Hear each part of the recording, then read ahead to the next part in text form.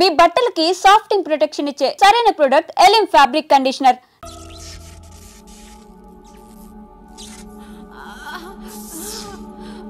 ఓర్చుకో అమ్మా, ఓర్చుకో.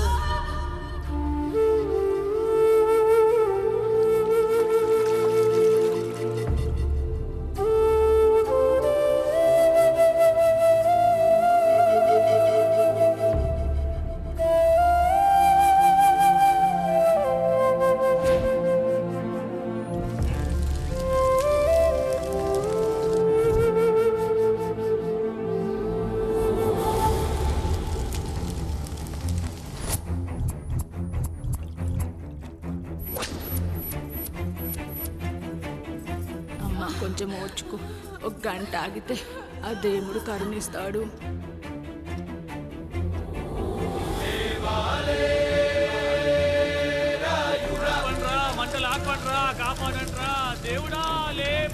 ఆయన లేవాలి, ఈ మంటలు ఆరాలి. నీ కంటిలోని ఒక్క పొట్టు ఈ మంటల మీద పడినా ఈ ఊరే కన్నీరు పెడుతుంది.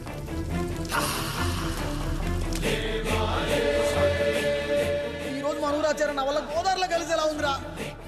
భగవంతుడా, ఒక్క 5 నిమిషాలు, ఒక్క 5 నిమిషాలు నా ఈ పిల్లడ బిగించి తండ్రి. సన్నని చిరుకులు వడగలుగా మారి పిడుగుల రూపంలో బయటకు వస్తున్నాయిరా. నాలోని బాధ అనిచేది ఇప్పుడు. ఇంకొక 5 నిమిషాలు అంతే, నీళ్ళు సిద్ధంగా ఉంచుకోండి. ఆగు, ఎవరు చెప్పారా డెలివరీకి టైం అయిందని? ఆ దేవుడు నిద్ర లేచే వరకు ఈ ఊరు ఒత్త కూడా పోసుకోదు. ఇంకా 5 నిమిషాలు లేట్ అయితే ఆవిడ పేరు ముందు లేటు పడుతుంది. అది చచ్చినా ఆ బిడ్డ వచ్చినా ఆ దేవుడు మంచం దిగి నేల మీద పడ్డాకే మీ కత్తి దాని ఒంట్లో దిగాలి. శభాష్ రసంరా. ఇంకా నా వల్ల కాదురా, నా వల్ల కాదు. ఒక్క చుక్క కింద పడ్డా నేను చంపేస్తానురా. గొంతులో ప్రాణం పైకి పోవాలి గాని గుంటలో నీళ్లు కిందకి రాకూడదు. దేవుడు లేస్తాడు, 5 నిమిషాల్లో లేస్తాడు. ఓర్చుకో.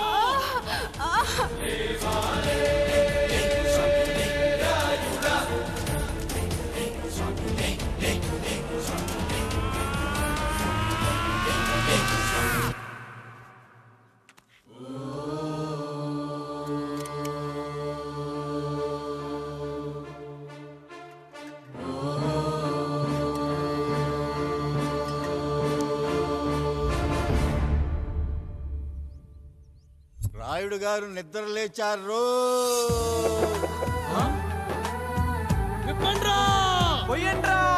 నీవు శారదా లగెత్తండి.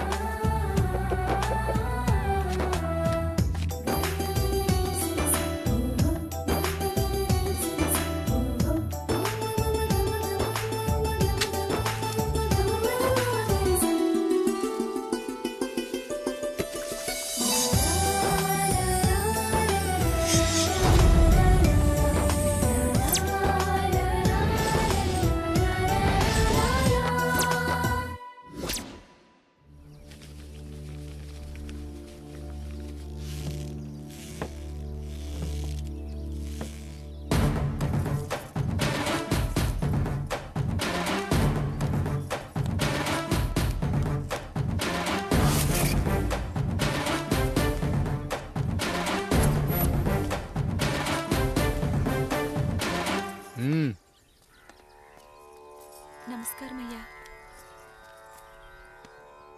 అయ్యా, మన ఈరిగాడికి సంవత్సరం క్రితం పెళ్ళయిందయ్యా. మొన్నటిదాకా తాడు బంగారంలో ఉన్న వాళ్ళ జీవితం ఇప్పుడు తాడు ఫ్యాన్లో మారిందయ్యా. తన భర్తకి తల్లిదండ్రులు ఎక్కువయ్యారయ్యా. కట్టుకున్న భార్యకి చీర కొనడం కంటే అమ్మా నాన్నలకు మాత్రం మందులు కొనటమే తన సంతోషం. పొద్దున లేచిన దగ్గర నుంచి తల్లిదండ్రుల పనులు, పెళ్ళ ముద్దు ముచ్చట తీర్చట్లేదని తల్లిదండ్రులను వృద్ధాశ్రమంలో చేరిస్తే తను తన భర్త సంతోషంగా ఉంటామని వీరిగాడి భార్య సావిత్రి రచ్చబండి ఫిర్యాదు చేసిందయ్యా. చూడమ్మా, ప్రతి స్త్రీ జీవితం 3 ఆకులతో ముడిపడి ఉంటుంది. పెళ్లిల్లో మావిడాకులు, శోభనం గదిలో తమలపాకులు, ఆ తర్వాత భర్తతో విడాకులు. మావిడాకులు గుమ్మానికి కట్టొచ్చు, తమలపాకులతో కిల్లీలు కట్టొచ్చు, కానీ విడాకులతో కాపురాలను కట్టలేమమ్మా, కట్టలేం. నన్నేం చేయమంటారు? నాకంటూ కోరికలుండవా? భర్తతో సరదాగా ఒక్కదాన్నే గొడవ పడాలని, ఆయన కష్టపడి అలిసొస్తే పక్కింటి వాళ్ల కబుర్లన్నీ చెప్పాలని, వచ్చిన జీతం మొత్తం చేతికిచ్చాక నేనే 10ో 12కో చేతిలో పెడితే ఆయన కళ్లల్లో ఆనందం చూడాలని నాకనిపించదా? ఎంతసేపు అమ్మా నాన్న అంటూ వాళ్ల కొంగు పట్టుకుని తిరగడమే తప్ప నా పైట పట్టుకుని తిరిగిందే లేదు. నాకు విడాకులొద్దు, నా భర్త నాకు కావాలి. ఎరా, నీ భార్య చెప్పింది విన్నావుగా, ఏమంటావు? అయ్యా, మీరు నా వైపు కూడా ఆలోచించండి అయ్యా. 9 నెలలు నా తల్లి కష్టపడి కన్నీ పెంచితే 20 ఏళ్ళు నా తండ్రి నన్ను పోషించాడు. నిన్నగాక మొన్నొచ్చింది. ఇది మమ్మల్ని విడదీయాలంటే ఎలాగయ్యా? నాకు నా పిల్లం కంటే నా తల్లిదండ్రులు ఎక్కువయ్యా. మరి పెళ్ళెందుకు చేసుకున్నావురా? అక్కుల్లో పనికెళ్తుంటే అక్కడ మెస్ భోజనం పడట్లేదయ్యా. ఇల్లామంటే పని మనిషి అనుకుంటున్నావారా? అసలేమనుకుంటున్నావురా? ఆడదంటే నీకంటే చిన్నదవుతే చెల్లవుతుంది, పెద్దదైతే అక్క అవుతుంది, పెళ్లి చేసుకుంటే భార్య అవుతుంది, ఆ తరువాత తల్లి అవుతుంది.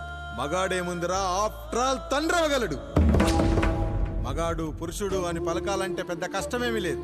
కానీ స్త్రీ అని పలకాలంటే నోట్లో కండరాలు, నాలుక అష్టవంకరలు తిరిగి కష్టపడాలరా. స్త్రీ జీవితం కూడా అంతే. మన దేశంలో స్త్రీని గౌరవించడం తరతరాలుగా వస్తున్న సాంప్రదాయం. ఆ సాంప్రదాయం ఎంత గొప్పదంటే జంతువుల్ని కూడా పిల్లి పిల్ల, కుక్క పిల్ల, పంది పిల్ల అంటాం గాని కుక్క పిల్లోడు, పిల్లి పిల్లోడు, పంది పిల్లోడు అని అనమరా. అంత గొప్పదిరా మన సాంప్రదాయం. మీరు ఎన్నైనా చెప్పండి, దాన్ని ఏలుకోవటం నా వల్ల కాదయ్యా. రేయ్, కడుపులో బిడ్డ ఆడపిల్ల అని తెలిసి ఉంచాలా ఊడ్చాలా అని ఆలోచిస్తుంటే పుడతామో చస్తామో తెలియని పరిస్థితుల్లో ఎలాగోలా పుట్టేసి పెరిగేసి ఎదిగేస్తున్న టైంలో తను పుట్టింది తన కోసం కాదు, ఎక్కడో పుట్టిన ఏదో కోసం అన్న విషయం తెలిసాక అమ్మ నాన్న కలిసి 1 కిలో లడ్డూలు, 1 కిలో చెగోడీలు పెట్టి దున్నపోతు లాంటి ఓ పెళ్లి కొడుకును తీసుకొచ్చి తల దించుకుని పెళ్లిలో కళ్ళు దించుకుని శోభన గదిలో పడుకుంటే గుండెల మీద తాలి బరువు, శరీరం మీద వాడి బరువు మోసి మోసి వాడు వేసిన విత్తనాన్ని 9 నెలలు మోసి మోసి ఓ పండంటు బిడ్డకు జన్మనిచ్చి ప్రతిరోజు కోడి కంటే ముందే నిద్రలేచి నుదిటిన బొట్టు పెట్టి, వాకిట్లో ముగ్గు పెట్టి, స్టవ్ మీద గిన్నె పెట్టి, అందులో పాలు మరగబెట్టి, కాఫీ పొడి టీ పొడి కలిపి పెట్టి, పిల్లల నోటికి తిండి పెట్టి, వాళ్ళను బడికి ఎల్లగొట్టి, నిన్ను ఆఫీస్ కు తరిమి కొట్టి, ఒక చేత రిమోట్ మరో చేత కత్తిపీట పట్టుకొని ఛానల్స్ మార్చి మార్చి కూరగాయలు తరిగి తరిగి 11 గంటలకు మా ఊరి వంట, 12 గంటలకు స్టార్ మహిళ చూస్తూ వీటి మధ్యలో వంట చేస్తూ కూరెక్కడ మాడిపోతుందో అన్న టెన్షన్ లో బ్రేక్ మధ్యలో అత్తగారికి అన్నం పెట్టి ఉద్దమందారం, ఆడదే ఆధారం, మనసు మమత, గోకులంలో సీత, స్వాతి చినుకులు అంటూ పగలు రాత్రి తేడా లేకుండా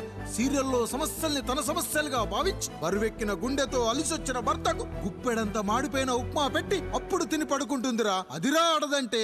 అలాంటి నీ భార్యను వదిలేస్తానంటావా? Bloody fool!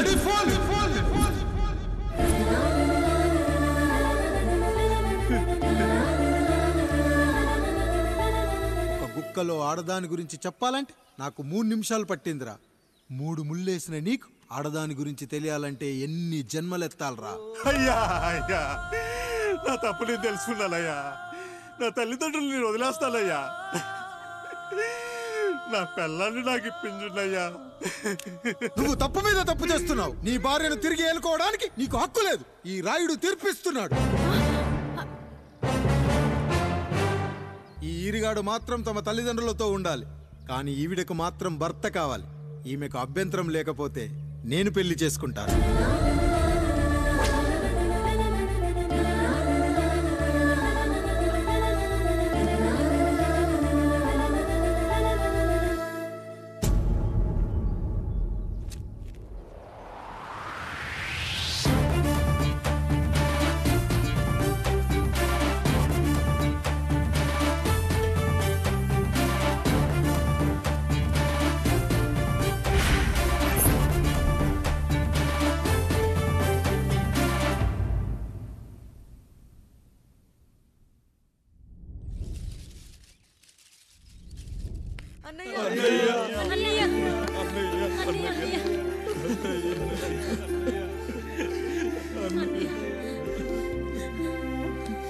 రాత్రి చాలా భయం వేసిందనయ్యా.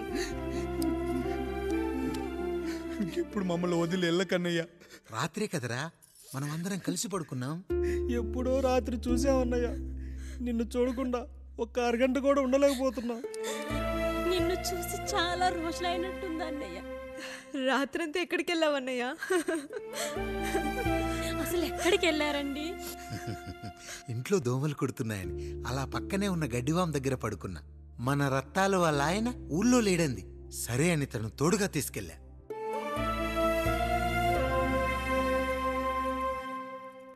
మీ సావుకటే మీ కుటుంబాన్ని నుంచి మిమ్మల్ని విడదీయాలయ్యా. అప్పటి వరకు మేము కళ్ళు తెరిస్తే మా కళ్ళ ముందు ఉండాలి, కళ్ళు మూస్తే మా కళ్ళలో ఉండాలయ్యా. నమస్కారం రాయుడు గారు.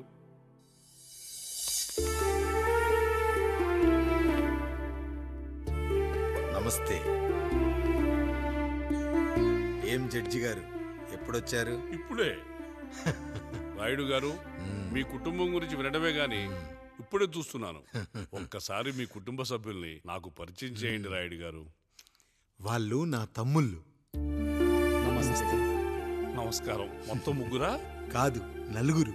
వాడు వేరే షూట్లో ఉన్నాడు. వీళ్ళు నా చెల్లెళ్ళు. నమస్కారం తల్లి. వీళ్ళు నా భార్యలు. నమస్కారం అమ్మా. వీళ్ళు నా బంధువులు. నమస్కారం. నా జీవితంలో ఎంతో ముఖ్యమైన, ఇష్టమైన, ప్రాణమైన మరో మనిషిని మీకు పరిచయం చేయాలి. ఆవిడే.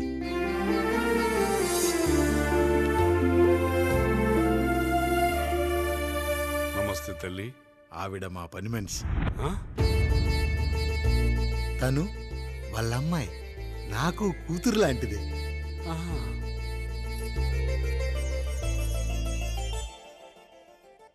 ఆ ఫోటోలోని వ్యక్తి ఎవరమ్మా? మీ ఆయన?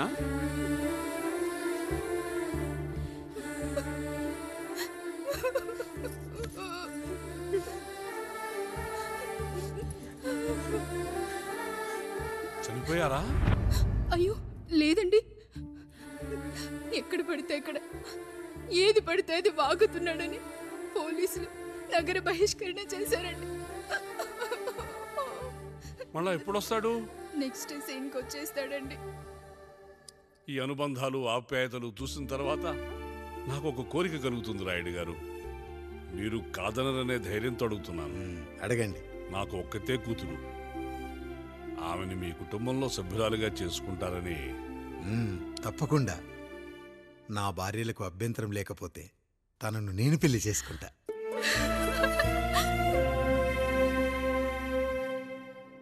అయ్యో, మీరు పొరపాటుగా అర్థం చేసుకున్నారు. మీ పెద్ద తమ్ముడికి ఇచ్చి చేస్తారని.